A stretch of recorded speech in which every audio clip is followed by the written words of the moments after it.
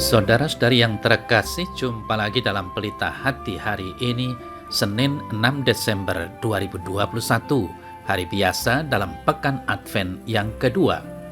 Bersama saya Romo Thomas Suratno SC dari Paroki Cilandak, Jakarta Selatan, mendengar dan merenungkan sabda Tuhan, yakni firman Tuhan yang tersurat dalam Injil Lukas, bab atau pasal 5, ayat 17 sampai dengan ayat 26.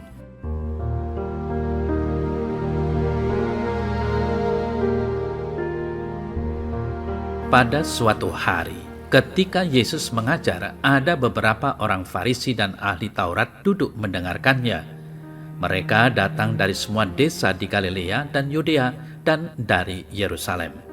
Kuasa Tuhan menyertai dia, sehingga ia dapat menyembuhkan orang sakit. Lalu datanglah beberapa orang mengusung seorang lumpuh di atas tempat tidur. Mereka berusaha membawa dia masuk dan meletakkannya di hadapan Yesus.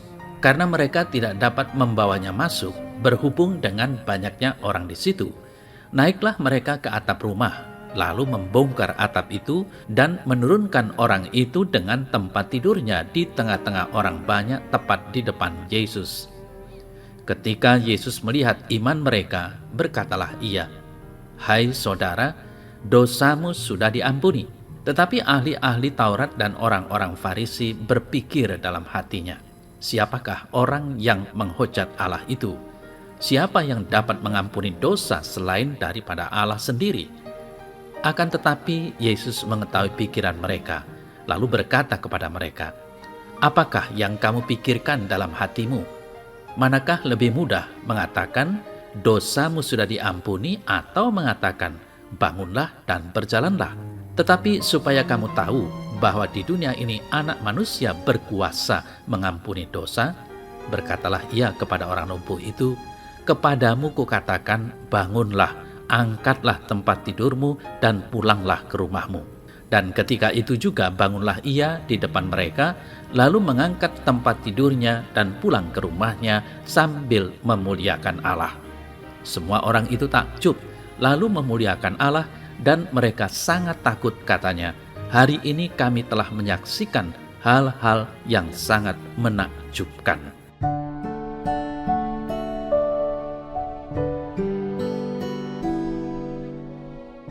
Saudara-saudari yang terkasih, sebagai orang beriman, hari ini kita diingatkan untuk mengembangkan iman kita dalam komunitas, dalam sebuah keluarga.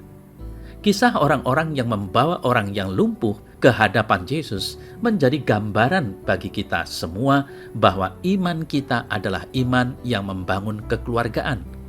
Dimensi keluarga atau komuniter tidak mungkin kita lepaskan ketika kita berbicara tentang iman, apalagi usaha untuk menghidupi iman. Saudara-saudari yang terkasih, dimensi komuniter menjadikan orang yang lumpuh itu mampu berjumpa dengan Yesus dan mendapat kesembuhan darinya.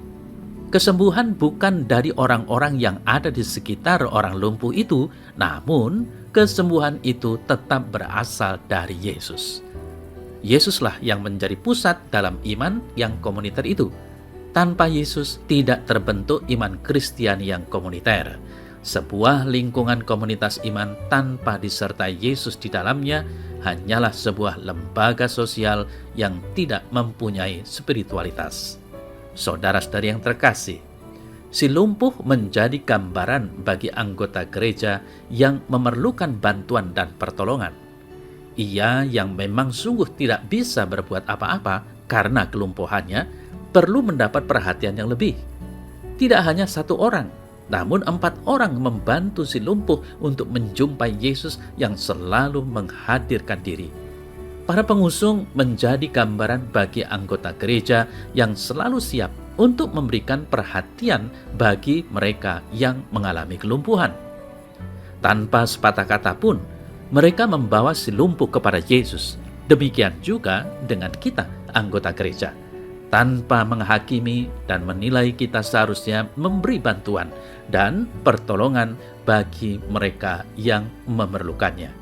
Saudara-saudari yang terkasih, kita bersama sebagai anggota gereja yang satu mau tidak mau ikut terlibat dalam bertanggung jawab akan kesembuhan mereka yang lumpuh.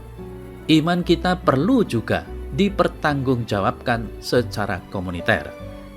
Kita dibangun mulai dari komunitas yang paling kecil, yakni keluarga.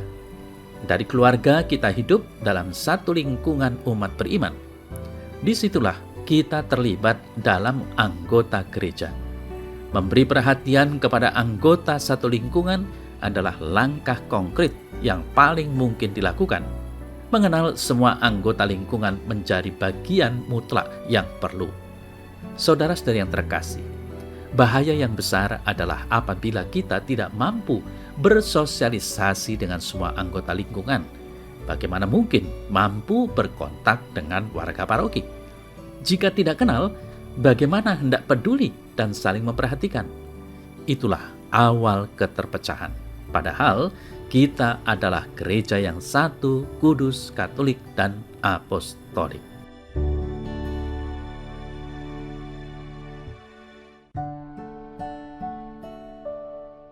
Dalam nama Bapa dan Putra dan Roh Kudus. Amin. Ya Tuhan, ajarilah aku untuk selalu membangun kerukunan di dalam lingkunganku. Semoga aku berani untuk mengenal sesama anggota lingkungan dan berani untuk saling peduli. Ajarilah aku, agar aku mampu menjadi bagian dari orang-orang lumpuh di sekitarku.